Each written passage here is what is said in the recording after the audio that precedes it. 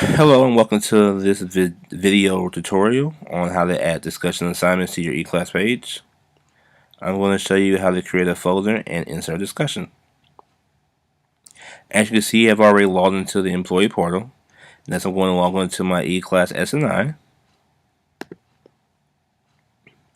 Alright, from there I'm going to see where it says load burn. I'm going to click on the drop down box. And as you can see, I have a lot of different pages at my disposal. However, I want to make sure that I use the right one because we're in semester 1. I'm going to click on 2016 S1 Davies.S Social Studies 8. Alright, and here is my eClass page. From there, I'm going to click on Content. Alright, and now I see all the content that I have at my disposal. Now, some of this content is things that I have put up here, but a lot of it is things that the county has put up here. The county gives us a lot of resources that we can use on our eClass page. However, they're all drafts, and only we can see them. That way we can go through them and publish them as we see fit.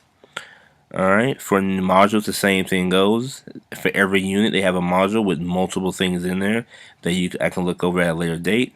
However, today we're going to create our own new module for a GMAT review. So to do so, I'm going to go down to where it says add a module, and I'm going to name my module. Alright, then I'm going to click enter. And now I have created my GMAT review module. Now under where it says GMAT review, it says add a description. You're going to click on that, and I'm going to simply add a quick description.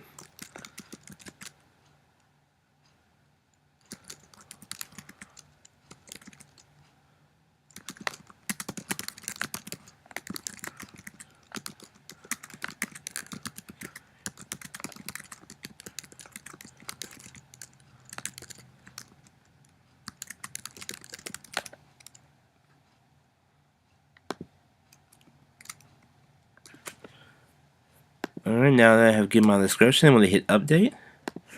Alright, as you can see here, I now have a description for my GMAT review folder. However, since we know that we're going to use this folder over the course of the year, we want to make sure that we have submodules so that when the students open up our GMAT review folder, they can go to the content that they need. Okay? So we're going to scroll down to GMAT review all the way down, and we're going to add another module. Alright, from there we're going to name our content that we want for our first folder, and that's going to be Georgia Geography.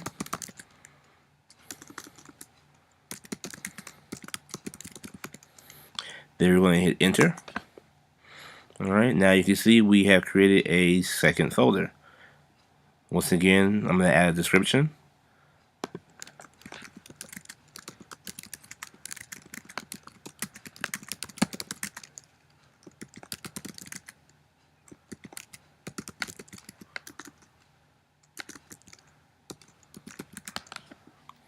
Alright, I'm going to hit update. Alright, now I'm going to go down to my Georgia Geography folder, and I'm going to see on the right hand side, left hand side, you see three little lines. Alright, you want to make sure you bring your cursor over those three little lines, and now you'll see a four-sided arrow. Alright, once you see that, you're going to click Georgia Geography. You're going to click on your left click, and you're going to pull it up to your GMAT review until it turns orange. Once it turns orange, you're going to release. And now when you scroll back down, you'll see that there's an indent on Georgia Geography. Alright, we have now just put this folder inside of this one. So as I said before, once students go into my GMAT review, they'll see folders based on content, and Georgia Geography will be one of them. Alright, now we want to add an assignment to our Georgia Geography folder. So we're going to scroll back up to the top, and we're going to click on where it says new. Alright, and as you can see, there are multiple assessments that we can give them, such as Dropbox, checklists, classroom assessments, and surveys. But what we want to do is give them a new discussion. So I'm going to click on that. Alright, and we're going to enter the title. So the first discussion I'm going to give them is the 5 regions of Georgia.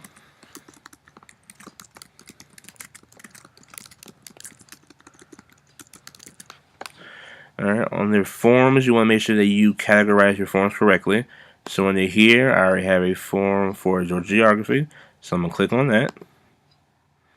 and then I'm simply going to insert the instructions for my discussion. So I'm going to double click in this box and it should pull up, and now I'm going to simply type in my directions.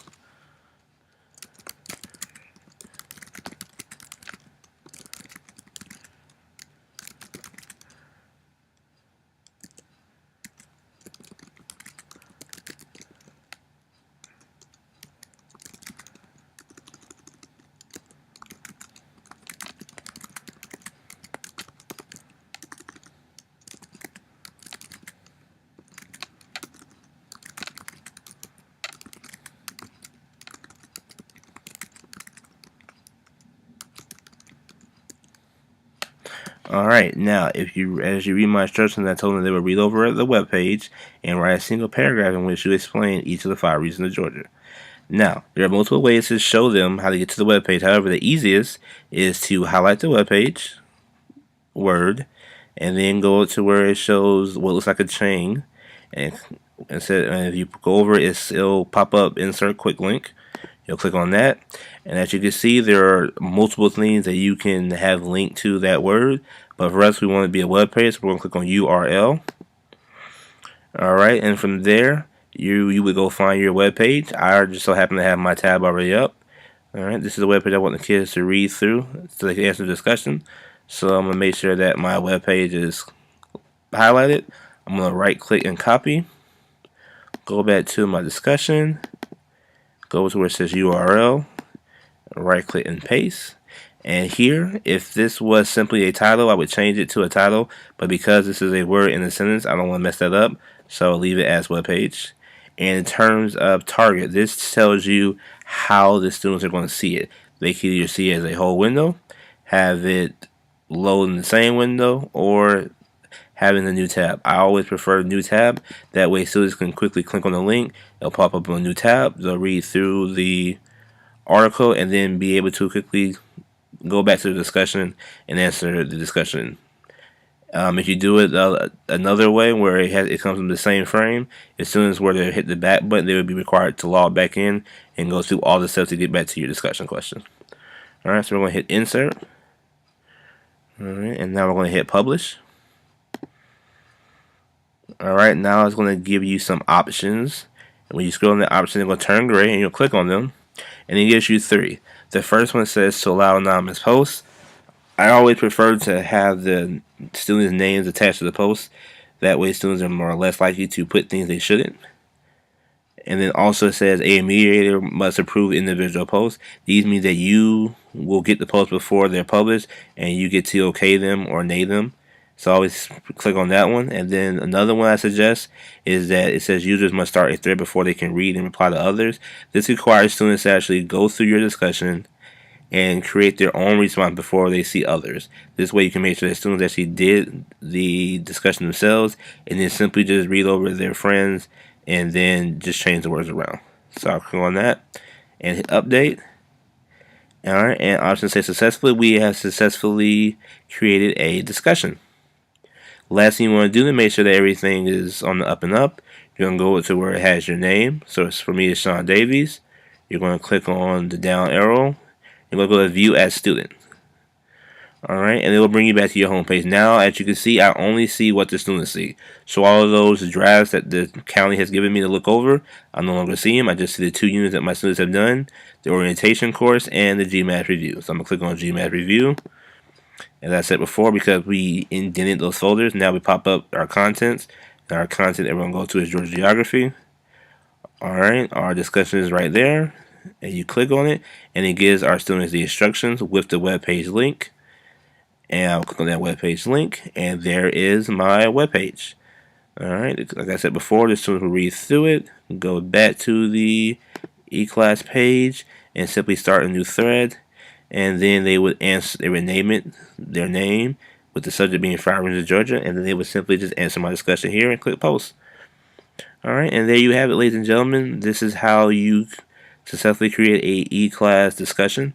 I hope you enjoyed the video. I hope that this video helps you with your eClass discussion uses in the future. Thank you.